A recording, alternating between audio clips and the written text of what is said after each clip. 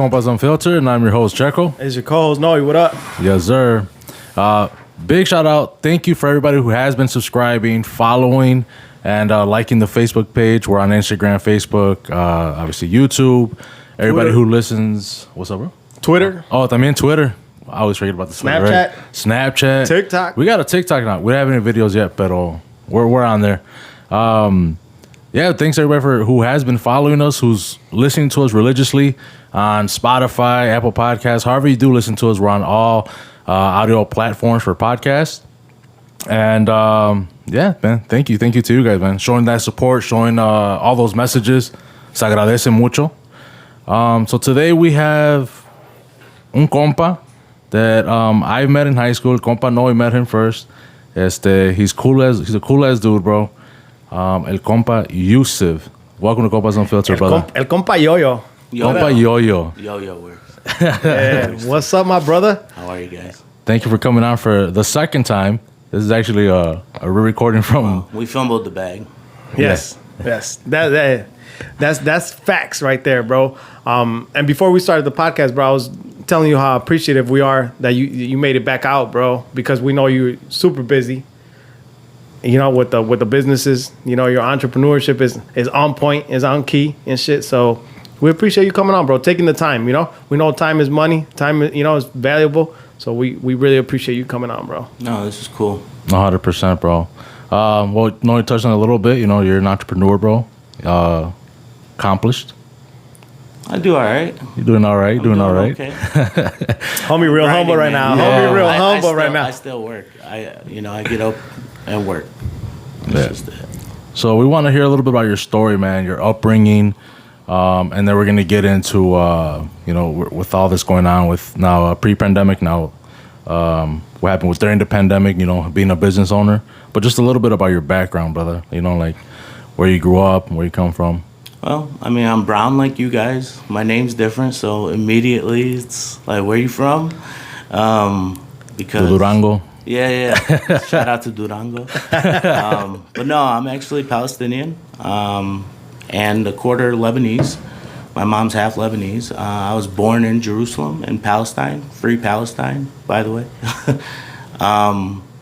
Yeah, came here when I was about 4 years old with my family. We moved to New York, stayed out there for about a year. My dad was grinding, you know, he was always a hard worker, and that's kind of where I've gotten it from. He implanted that in me in a very young age, you know.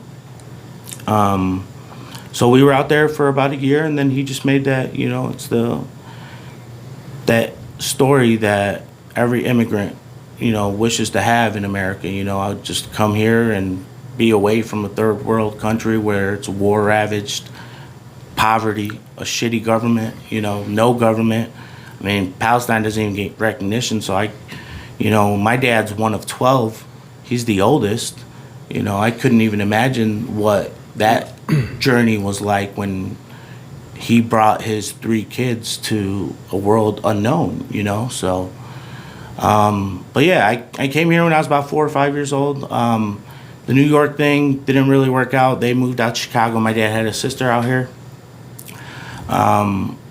who we're very close with. She's got like 5 kids. You know, I'm big on family. I got a big family. I love family. We all work together. We push each other.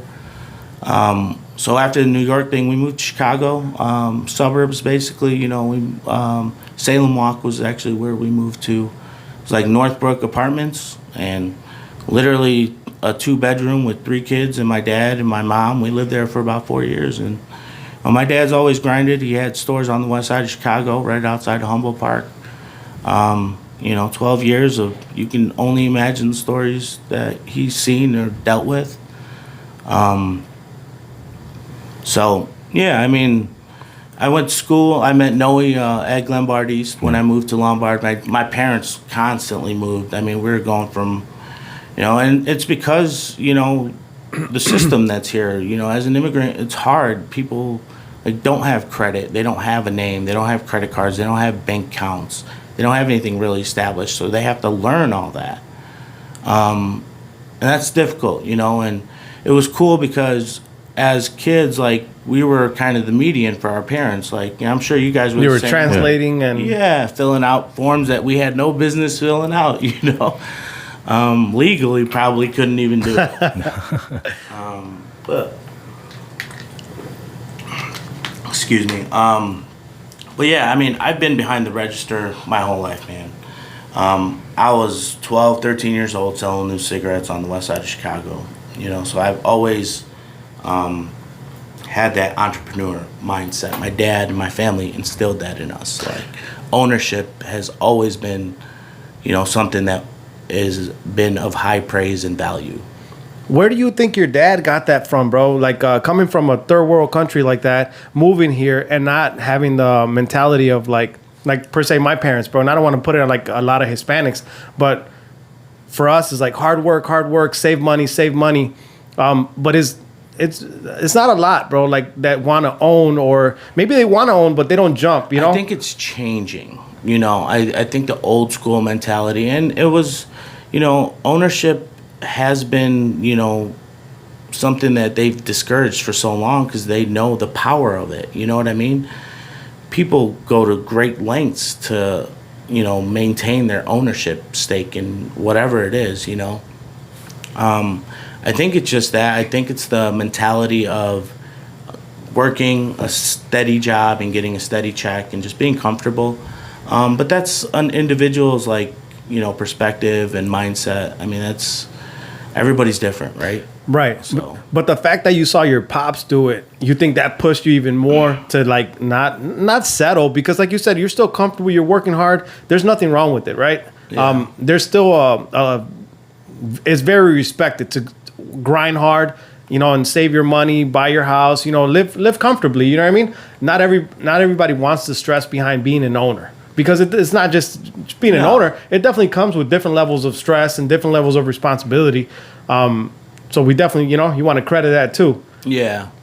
I mean, to answer your question blatantly, I mean, it just like, I really don't think it's instilled, or the community really doesn't build it together. Like the Hispanic community, I feel like can kind of like, they fight one another, and it tears up the community instead of building it up.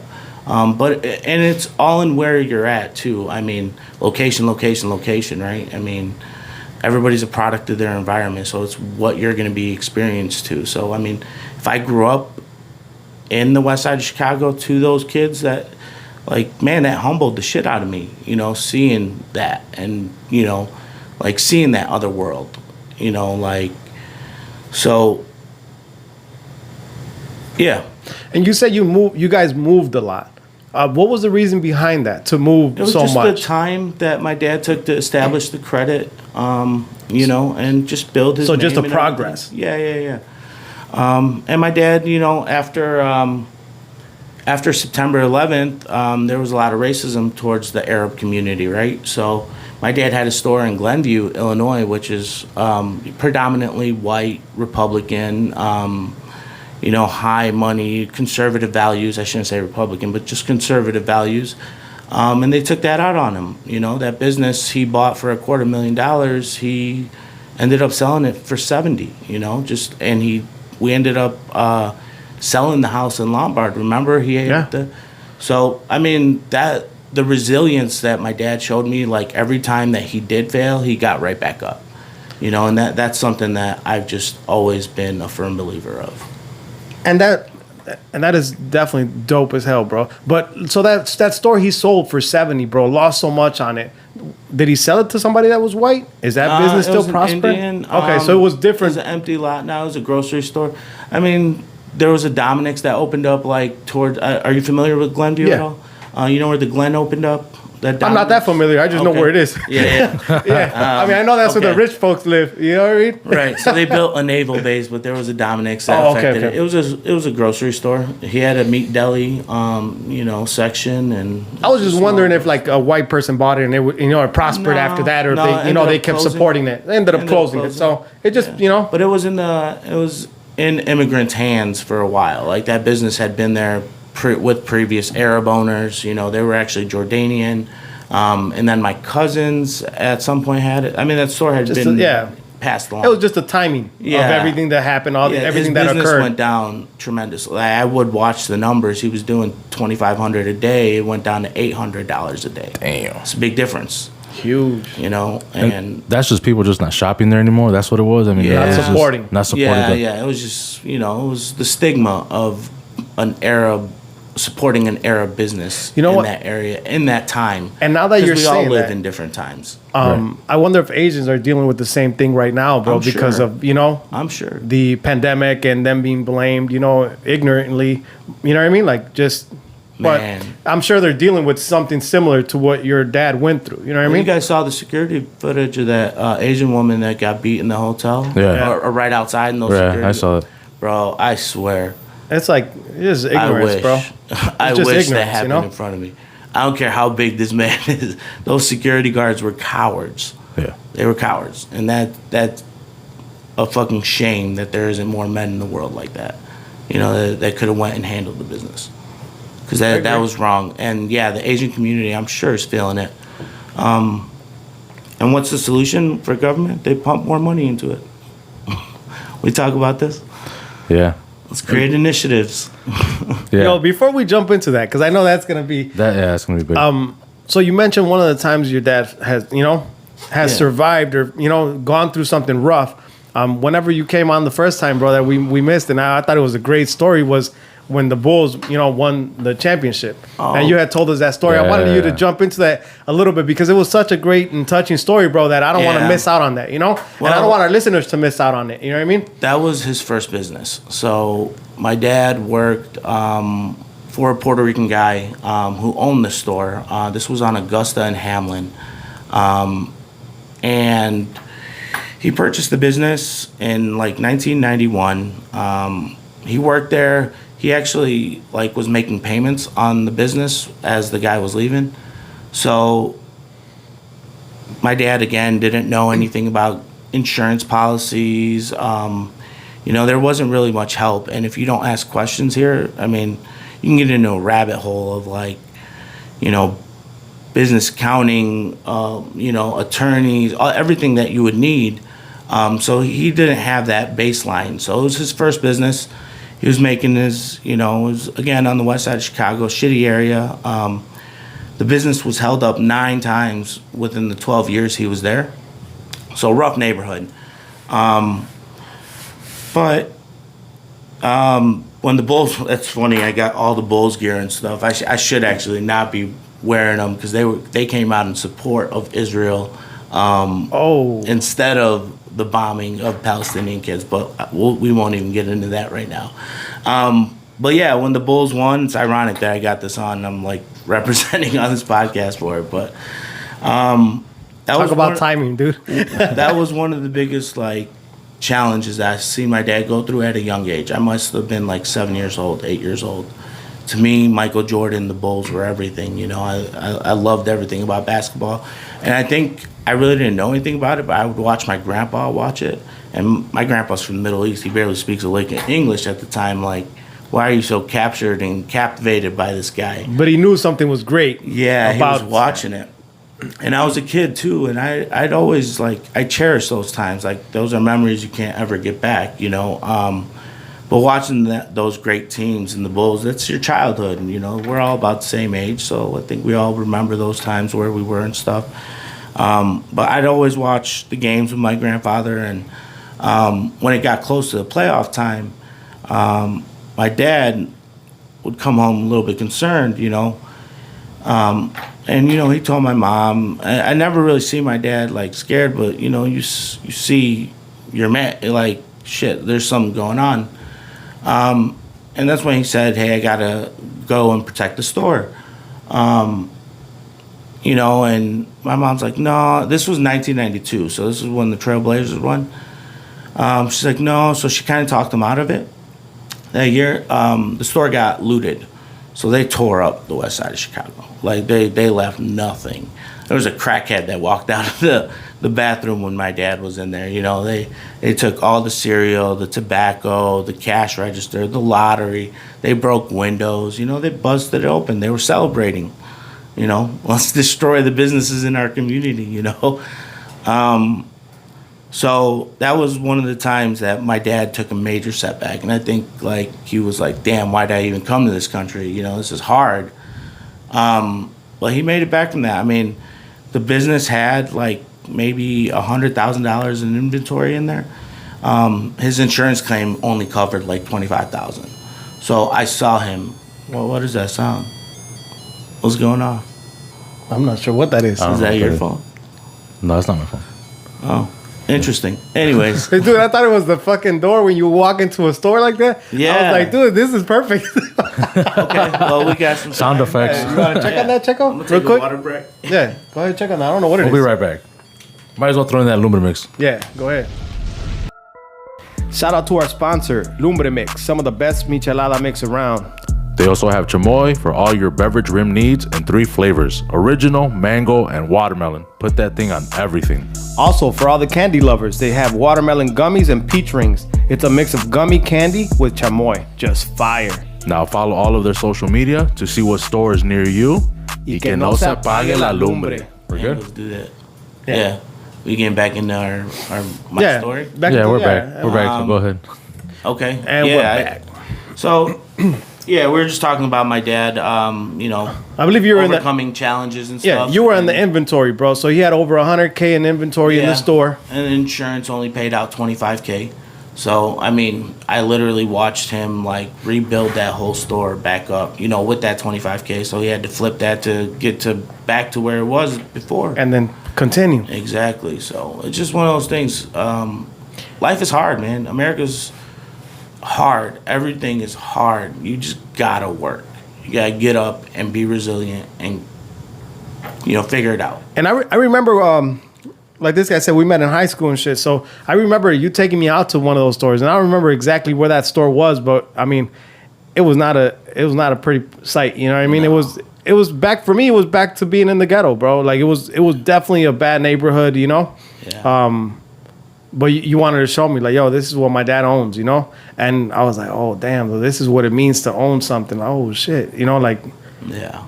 No, and that was instilled in me at a really young age, and that's something that my even my brother, I'm one of 4. I'm the oldest of 4 brothers, but I'm the caretaker. So to me, like, I always wanted to build an empire where I could take care of my family too. You know what I mean?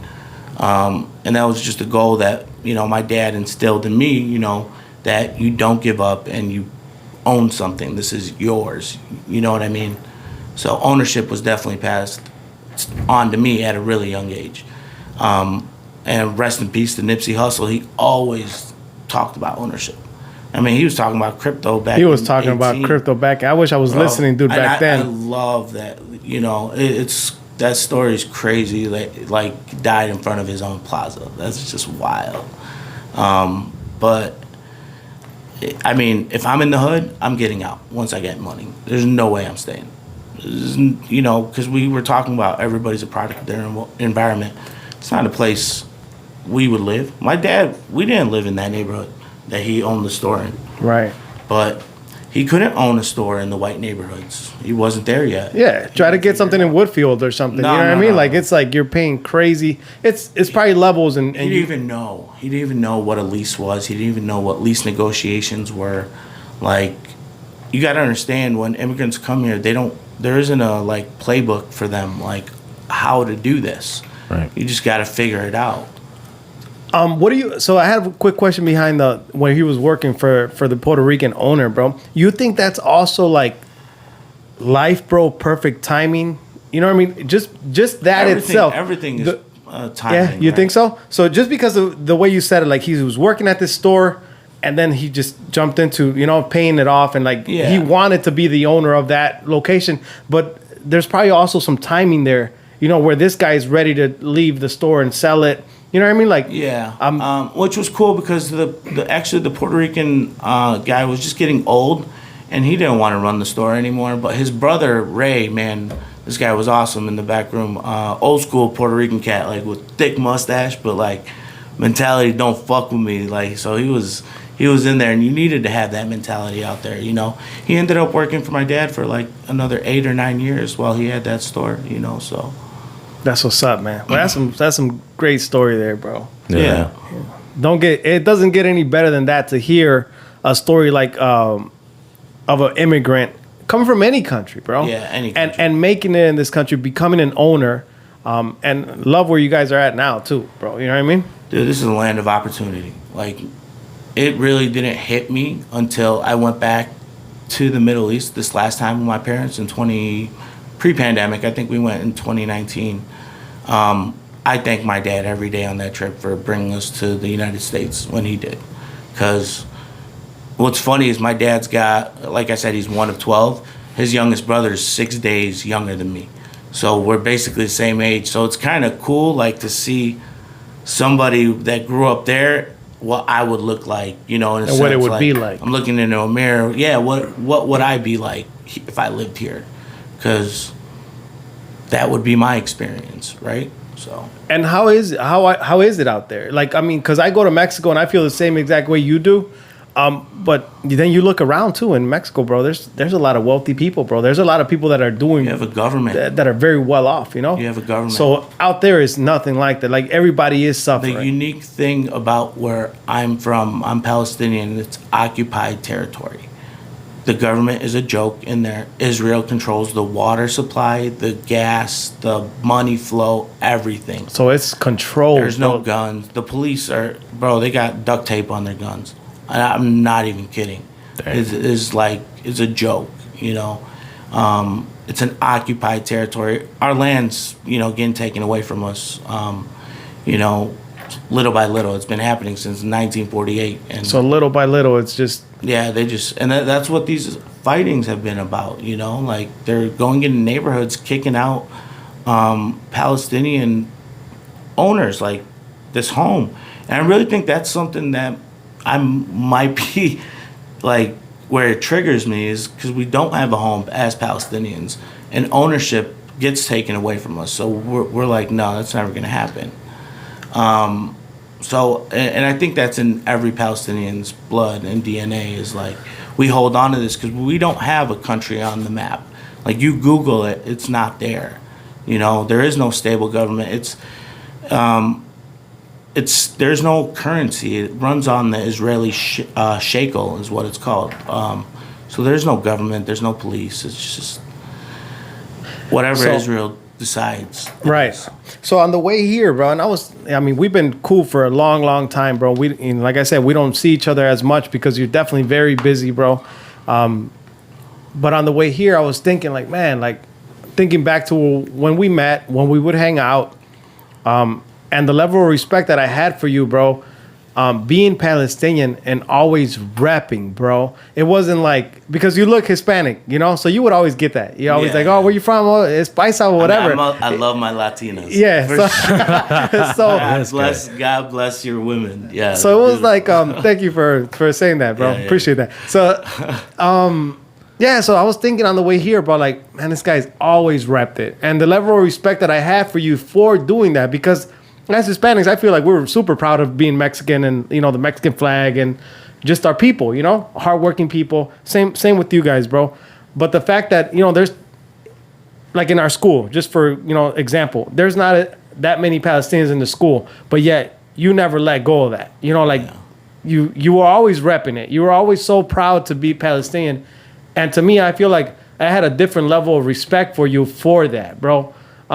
Because everybody wants to be a sheep, you know, like they want to follow, they want to be what's cool, they want to be what, you know, and you would hang out with the Hispanic crowd or with anybody, right? You were open to anyone, right? I had a few rough years back then too. But you were never like, want to be me or want to be us or want, you know, you were you, bro. You were you. And it sounds easy to say, bro, but a lot of people don't live like that. You know, a lot of people live like, oh, I'm with this crowd. That's what I am. You know, that's what I'll be for now.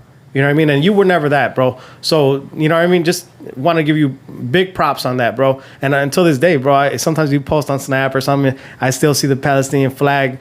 It's in the car. Yeah, it's in the car. You know what I mean? Always. And since back then, bro, I remember riding the Mustang with you, bro. Oh. Convertible, Palestinian flag on there. And I would just be like, damn, that's dope, bro. Like, you're not letting go of your roots, your culture, your upbringing. Like, would I go live there? Probably not. And that was going to be my next question. And I don't want to dive too deep into it, but I had a question behind that, bro. So you guys see them struggle. Is there anything that your family does for You know what I love? Palestine? My little brother, Yazan. Check him out. He's on Instagram, Yazan Musleh. He's been at every single rally that's been in Chicago. I think one of the Sundays they had like 25,000 people at one of the rallies. He actually got a really cool photo op holding the Palestinian flag. That's dope. And a lot of Palestinians are like that. They hold on to that because we don't have it, and the struggle is still there. We're an oppressed people. Like, you know, people's lands and lives get destroyed. I mean, they killed countless kids just this, 11 days of bombardment, and, you know, did you guys see the videos of like the rockets being fired from Gaza? I did. Man, that was wild. That Iron Dome system is amazing. It does not miss. They got like 90% of the rockets down. But think about it. Like, Israel's got the biggest arsenal in the Middle East. I mean, and we supplied that.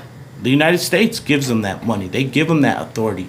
Our policies that our elected officials, put in place are what enables that to happen. So, but I mean, there's like, you can post about it on social media. You can talk about it with your friends. You can get frustrated. I'm just big on energy, and like, I try not to like look at that stuff because it'll just bring me down, and I don't want to be down. I own gyms for a living, man. I have to be positive. I've got a team I take care of. I've got, so many people that depend on me that I don't want that energy, So try to focus, on uplifting and, I tell my story because everybody's got their own story, and everybody's unique. Everybody's got their, everybody's different, but there is a common,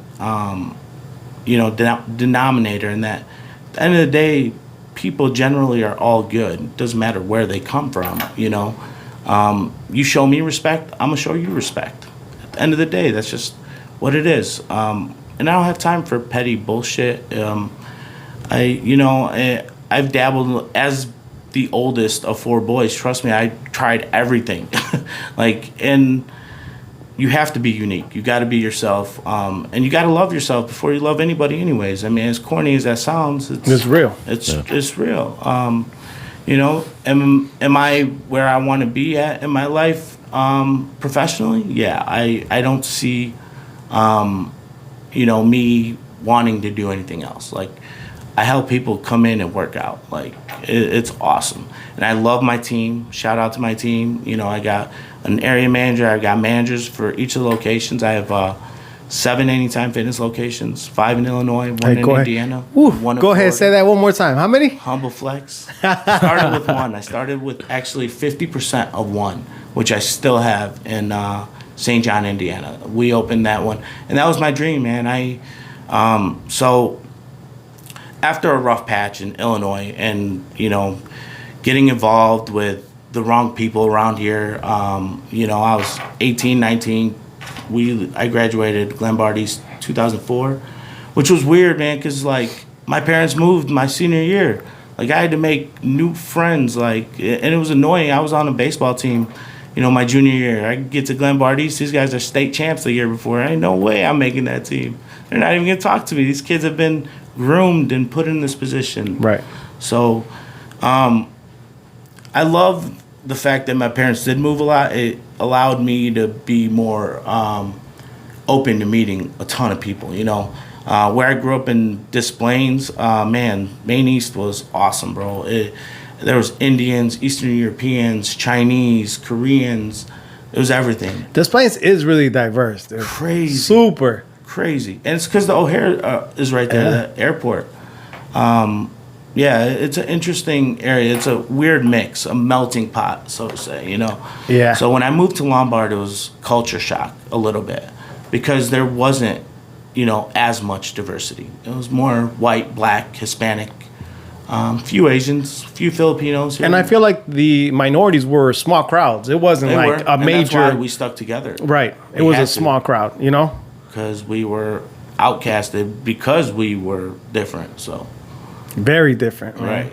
I mean, melanin is Hey, and the culture back then, bro, talk about XXLs and, dressing different. And now I sit back and think about it. I'm like, man, I wonder what these people thought. I mean, these people are dressed normal. bro. and, You look and at your pictures, you see how baggy your. that's what I'm saying. And these people that were, born and raised in Lombard and surrounding areas there, bro, they're wearing clothes that fit them, Yeah. And it's Well, like, they had it. I mean, Yeah, my it's- parents, we shopped at Montgomery Ward, Kmart, Venture, whatever was Yeah. cheap. It's wild, man. And you don't get that until you build it. I mean, you have to we grew up poor, but my dad always made sure that there was food on the table, and every new year for school, I got a pair of Jordans, and that I had to last that whole year with that one pair. So you took them off to play basketball? You're like, all right, Nah, let I me take used the shit out of them. I wish I would have kept them. that. You probably should have. No, they got donated somewhere better for sure. Yeah. Somebody made use of them. Can we go now into the business side of everything on pre-pandemic and how you've been dealing with all that stuff, man? Or is there something else you want to? Yeah, so when we moved out to Indiana, yeah. I went to school. So I don't want to make it seem like I just worked at my dad's stores. My first job was at Toys R Us in Niles. Shout out to Toys R Us. I was a seasonal employee. Ended up getting into a fight. Who are you shouting out, brothers? Out of they're business. not. They're gone. Shout out to the, Yeah, I guess the people They're who used to gone. be at Toys R Us. Well, they're online, right? Or Are they? Amazon probably owns them. Amazon okay. owns Oh, really? everything. Oh. So. Shout out Nah, I to don't Amazon. know. Yeah. He's just making stuff up. Anyways, go ahead. I didn't mean to interrupt. So when we moved out to Indiana, I worked at Toys R Us. I did work at Target for a little bit, and then I worked at Best Buy as well. So I got the taste of, being an employee, what that looks like, having responsibilities, duties, people that count on me, and tasks I needed to complete. So that was different. But I knew, there was one December, my boy Josh and Tony, we were very competitive on the sales floor. This was right when plasmas were still $5,000. I was just thinking about that right now. Crazy. Top salesman right here, bro. No. Yo. Man, you know what really changed it for me was December. There was a holiday in 2006. Bro, I sold them $250,000 worth of product.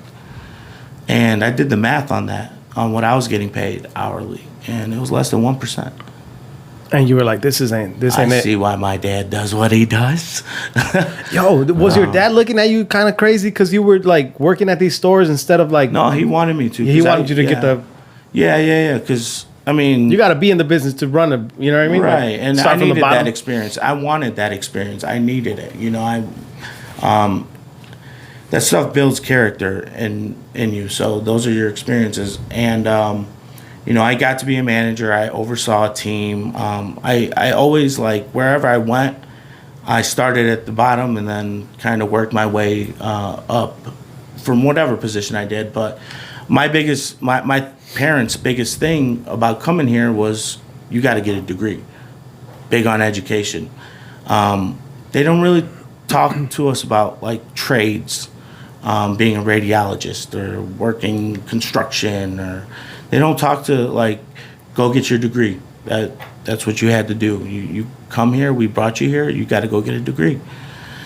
And at this point, I was like, man, school. I wasted 2 years at college at DuPage. I think we were still hanging out. Still hanging out. I was still around the Lombard area. My parents moved out to Indiana. I was working at Best Buy at the time. I transferred out there, left Best Buy, did those numbers. And then for a while, I left. I didn't have a job. I was just going to school. We moved out to Indiana, so I went to Ivy Tech, which was community college out there. And then I transitioned into Indiana University. I transferred my credits over there. And at the time, I even went and tried selling cars. I sold cars for 3 weeks. Mitsubishi dealership in South Holland, bro. How was that? It was different, but I learned something. Everywhere I went, I learned something. Real quick, bro. Now that you did go to school and you did graduate, and that's what your parents wanted you to do, how do you feel about that now? For your kids, would you want them to get a degree, go to school, or would you want I don't them have to? kids yet, but when But I do, you know, I'm not. yeah. Well, what's your mindset? I mean, because obviously that was your parents. Everybody's experience is going to be different. We don't know what the world's going to look like, Right. you know, in 10, 20 years. School, you know, was really cool because it helped me network with people. Again, I, you know, met some really cool people. But the one thing that was cool about my experience was I actually, after those retail jobs and selling cars for 3 weeks, you asked me how that was. It wasn't that good.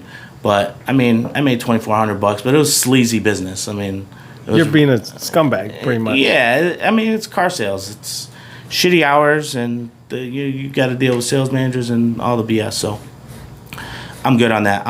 My dad had at that point, my dad had sold his stores on the west side of Chicago. Him and my cousin opened up a store that is still in the family to this day in Hobart, Indiana, and they opened that in 2005. And so he had like a little cell phone section to it.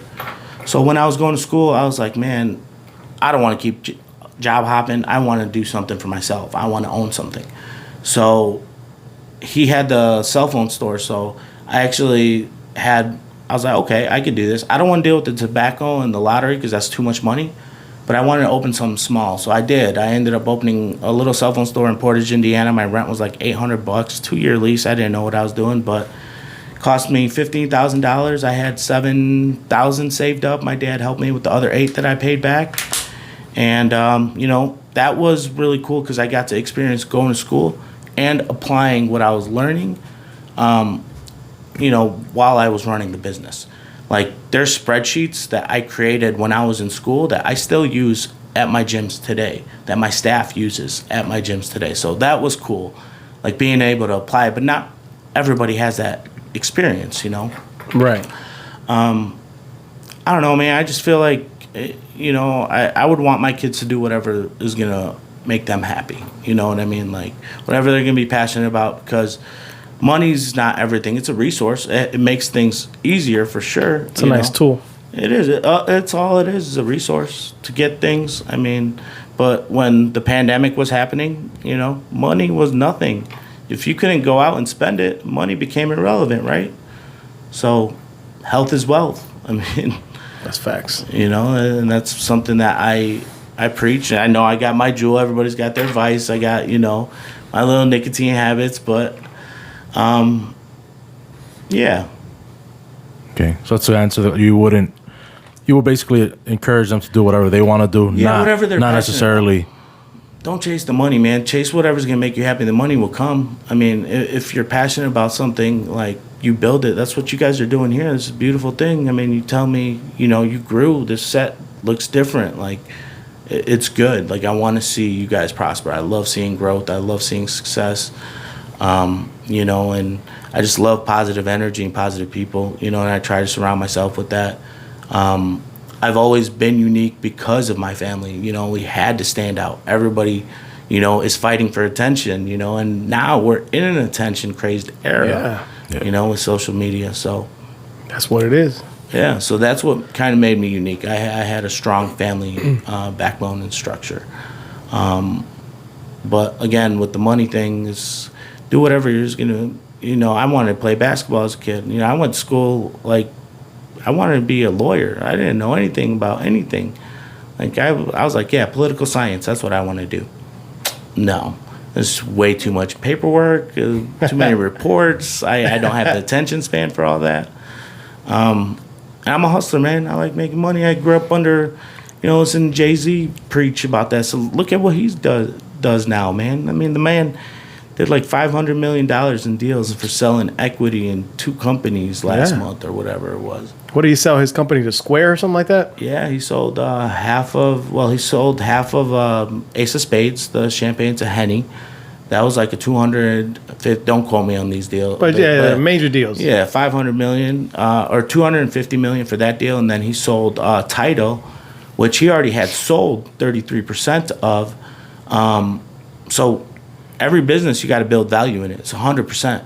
He did that. Oh man, So he sold 33% to Sprint, and then now he sold the rest of it to the guy from Square. Yeah.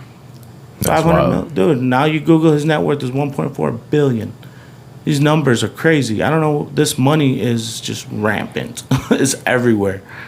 But we were talking about that. Like, everything's costing more. Living is going up. Like, houses. You can't even buy a house right now. Lumber's skyrocketed. Yeah. Illinois, people are triple, Yeah, it's triple crazy. the cost right now. Yeah. My brother. So going into talking about your business, and we did touch a little bit on how was it pre-pandemic, and how was it during the pandemic. So let's talk about that, man. How, like, as a business owner, when you first found out, or kind of when it hit everybody. I was scared, just like everybody else. Shit hit the fan. I had all these businesses. I didn't know where I was going to come up with the money to pay rent. I didn't know what I was going to tell my staff to do. It was crazy when nobody ever imagined the country shutting down the way it did, right? No. It was wild. And, like, to me, as an owner, as a boss, as a manager, there was no leadership. There was no one, like, message across the board. It was like 50 states, 50 people. Imagine that. You got kids. You got multiple kids. Imagine if they ran the household. Yeah. You gave them the rules. That's kind of what happened. I mean, nobody knew what this was. Everybody's lives have changed, or, But the cool thing about this, what frustrated me about the pandemic as a gym owner, is the fact that they didn't preach health and immune system, taking your vitamins, working out, sleeping right. Like, they had the liquor stores open. Those were essential. Gyms were closed. It made no sense. But again, there was no leadership. There was no set guidelines on this was uncharted waters for everybody. So I was definitely scared. Once I realized that everybody was going to get relief, I mean, they passed out money like it was, candy. With these stimulus packages. I mean, they were just printing money and depositing it into people's accounts. They pumped it. And, I was fortunate enough to be able to take advantage of some of that stuff, and I helped my dad do the same. Like, if my dad, didn't have me, he wouldn't have been able to apply for the PPP or the EIDL loans. Like, he didn't know anything. And not necessarily take advantage, but actually utilizing it as a use. resource. Exactly, because the help is there for people that actually need it. Now, people that take advantage would be somebody that doesn't need it but will go and get it. And I feel like I'm for ready you to guys, build more businesses. Yeah, exactly. You guys are I in want need of more. that resource. Yeah. You know what I mean? For sure. And again, like, it was challenging. I was fortunate enough that I had landlords that were willing to work with me. They spread out payments. They extended leases. We worked it out. That's dope. That's awesome. And I think people are starting to come back to the gyms, like, slowly but surely. Even the older crowd's coming back. Like, a lot of people are vaccinated now. That too. You can walk into places without a mask now, which is nice. Aren't we supposed to be fully open like next Wednesday or something like that? June 11th, but they still have 100%. restrictions on some stores, like where they still Yeah. require a mask or whatnot. But if but you we're are fully open, right? Yeah. There's some stores like Target. They didn't care that I didn't have a mask, but it depends on where you're at too. I mean, you go to Indiana, nobody's rocking masks. Nobody's wearing a mask. Yeah, same difference. So you still And that's require been since masks then. at your stores? In my gyms, man, I didn't police it. Like, you got to be able to breathe. Like, Yeah. Well, that's what I'm asking, because you are working out, so it's like it makes it harder. man, your So- body is a good dude. Our bodies are amazing. Our minds are amazing. Like, we got to use them. Like, it's your body fights off these diseases. It needs, the toxins to figure out what to do with it. Right. I just, like, it was tragic how many people died from it, but I mean, people die every day. I mean, People die every day, and this seems Everything. to happen every 10 years or so. Something major hits, and it takes out people. I'm not gonna go into conspiracy theories, but But I mean, that's dude, the truth, though, right? How do we know? We look back in history, and that's what's been happening for. How do we know this is not the new way that wars are being fought? Correct. I mean, this could be chemical warfare. We don't know that without it being televised. We don't know. I mean, and the reason we have that is because we've been lied to as a people. We were told, Saddam Hussein had weapons of mass destruction. He didn't. You know, like our policies, the people that have put those, you know, in place, and I think our generation is changing. The younger generation's changing that though, that mentality, and I truly believe that. So, you are the younger generation, bro. I'm 35, I see that, man. I see that beard, bro, and I'm like, there's grays in there, man. I got some grays in mine too, barber, bro. And man, shout out to Abe in this place, but man, you gotta get me in, bro. This Booksy app, you know, like. That's what's up. So I feel like with the first rounds of stimulus and packages of relief, I mean, they were obviously needed, especially for business owners, for people who lost jobs, who we didn't know what this was, right? And it obviously helped out. Like you said, you know, you were able to help yourself, help your pops, you know. Not necessarily take advantage, but just you needed the help. I brought my staff back, dude. Like we had to open back up. What was cool about me is because I've got gyms in 3 different states, so I had different guidelines in each state. But my employees were hungry to get back. You know, we all believe in working out and the power of it. Like, so like we needed to come back. We didn't know what to do during the pandemic. You know, I was fortunate enough that I had the keys, so I was working out every day during the pandemic. You know, I was kind of like on a schedule. Like I'd wake up, I had a group of, you know, my uncle Kamal and personal trainer Danny and like one other member. We would all just meet up in Displays. Yeah, I remember you posting that too. Yeah. Yeah, just it was different times, man. But I do think things are coming back. People are getting vaccinated. You know, and we're just gonna keep rolling with the punches. The first round of stimulus packages definitely helped small businesses. The next other ones, man, it's like they're just writing these bills up, and we don't know what's in them. You know, right? Who's double checking this stuff? You know, what's crazy to me is like, how are we even in debt? Like, how do we not have money? Like, but we've got money. Oh yeah, I said we do have money. It's just we got money. So now with the latest packages that were passed out, and we talked a little bit that they want to pass another one, the infrastructure plan, like something like $6 trillion. Do you think the last one was even needed? I mean, they are putting more restrictions, you know, for if you do want to apply for loans and whatnot. I think obviously they caught to what people were probably doing. Well, and it changed too, because there was grants that I didn't get the first time that, like, so I have a club in Hazelcrest, Illinois. I ended up getting, because it was counted in a low-income area, that they ended up giving me the advance grant of $10,000 for that business, you know, that we desperately need. My rent is like 13 and some change over there, you know, and with a lower income area, you're going to have, you know, billing issues with members, you know, you're going to have bad billing, you know, delinquency accounts, but that club is, you know, it's growing, it's still growing. I opened that club in July of 2018, you know, but it's a gym, man. People want, you know, it's good for the community. People, like, I even let kids as young as 12 years old sign up at my gyms because it's somewhere to be. Like, if I had somewhere to be when I was a kid, I wouldn't be getting in trouble. You know what I mean? So I think resources need to be allocated correctly. But, I mean, it's bureaucracy, man. It's the government. Everybody wants their hands in it. So everybody's got to get paid. This is the country. You got to pay to play. Yeah. So that's facts. A little bit off topic, bro. Just because you said you're letting 12-year-olds sign up.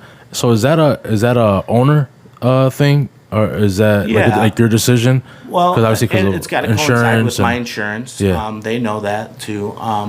But yeah, I mean, and we have rules with it. I mean, I don't let them come in during non-staffed hours.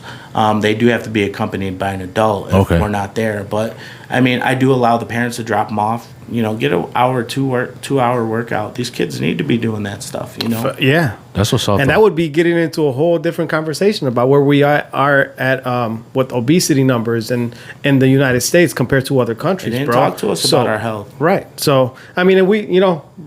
Next time you come on, bro, we can definitely chop it up about that and talk about, you know, get in depth into all that, you know? Yeah. Because there's much to talk about when we bring stuff like that up, health and obesity and stuff like that. Yeah. Absolutely. So to keep going with, I mean, obviously you made it through the pandemic, thankfully, you know.